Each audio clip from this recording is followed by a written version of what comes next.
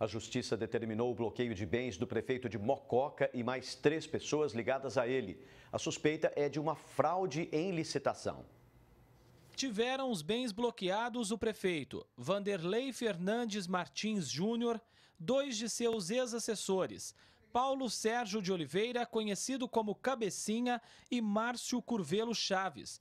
A Justiça também bloqueou os bens de Ricardo Augusto Martignato, que foi marqueteiro na campanha eleitoral de Vanderlei.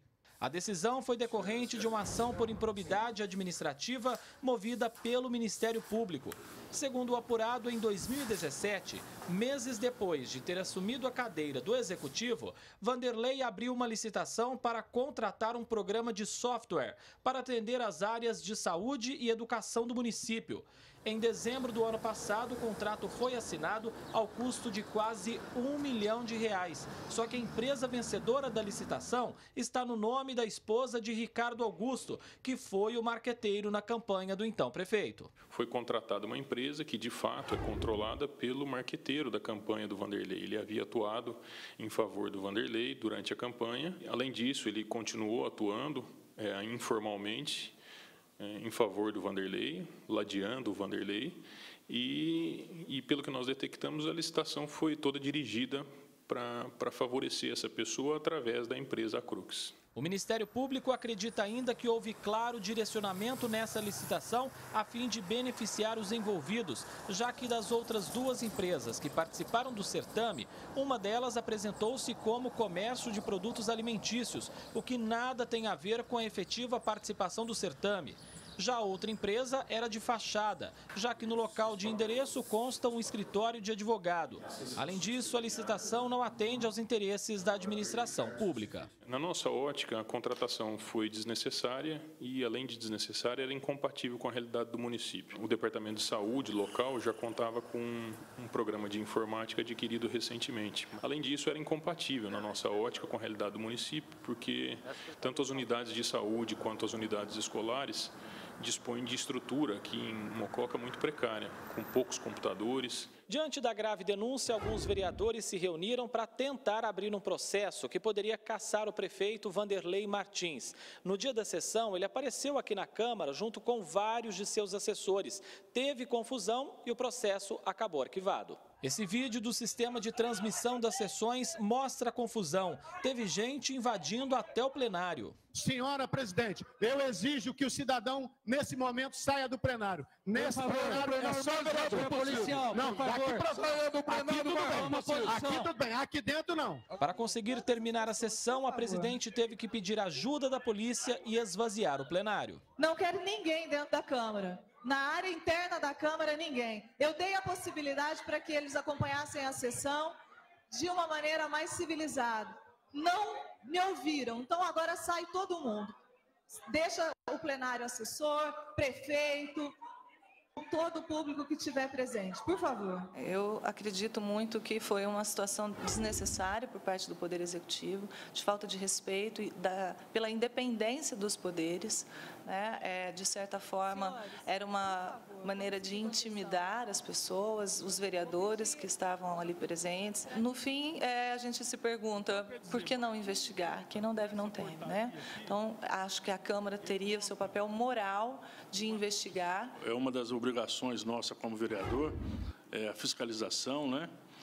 Deixar bem claro que a responsabilidade política nada tem a ver com a questão judicial. Nós temos obrigação de investigar o que quer que seja, mas os fatos são muito claros, né? Então, nós acreditamos que deveria ser um ato desta casa, e porém não foi aceito o pedido, mas nós continuamos ainda a trabalhar e preocupados com a situação do município. A gente não vai se deixar se intimidar, muito pelo contrário, a gente está mais motivado com a força da população do nosso lado, porque eu tenho a sensação, e quase toda a Mococa tem, de que Mococa está sendo saqueada. A parte criminal que vai investigar possível fraude em licitação será encaminhada à Procuradoria-Geral de Justiça de São Paulo, já que o prefeito tem foro privilegiado.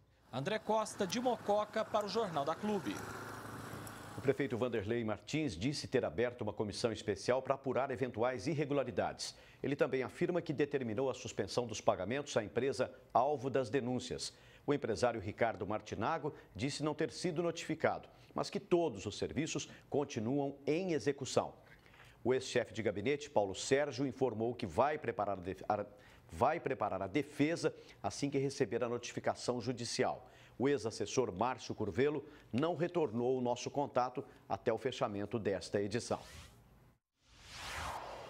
Agora, ao vivo, Davi Florim traz mais informações. Davi? A notícia surpreendeu bastante a população. Aqui ao meu lado está o advogado Juarez Alves de Lima Júnior. Doutor, o que pode acontecer com o prefeito e as outras 3 pessoas se eles forem condenados na ação por improbidade administrativa? Boa tarde. Boa tarde, Davi. Boa tarde a todos que assistem ao Jornal da Clube. Dentro do contexto que foi proposto pelo Ministério Público, dentro dessa ação civil pública, tanto o prefeito quanto os demais envolvidos poderão sujeitar-se às penalidades previstas no artigo 12 da Lei de Improbidade Administrativa, que, além das penalidades, o que se prevê na esfera penal, poderão perder bens, ressarcimento do erário e até mesmo, por ato da improbidade que lhes for reconhecida, afastarem-se perdendo seus direitos políticos. Qual a importância do bloqueio de bens nesse caso? Acima de tudo, o ressarcimento do erário. Aqui vale o princípio de que o direito, o interesse público deve prevalecer sobre o interesse privado. Se houver caracterização daquilo que o Ministério Público está denunciando, evidentemente que esse erário terá que ser ressarcido com o patrimônio próprio daqueles que forem condenados. A presença do prefeito na sessão pode ter sido uma tentativa de intimidar os vereadores? Na realidade, a presença ele pode até servir como uma espécie de autodefesa. Agora, isso não poderia jamais soar como um ato intimidatório, porque são poderes independentes, pelo menos de acordo com a lei.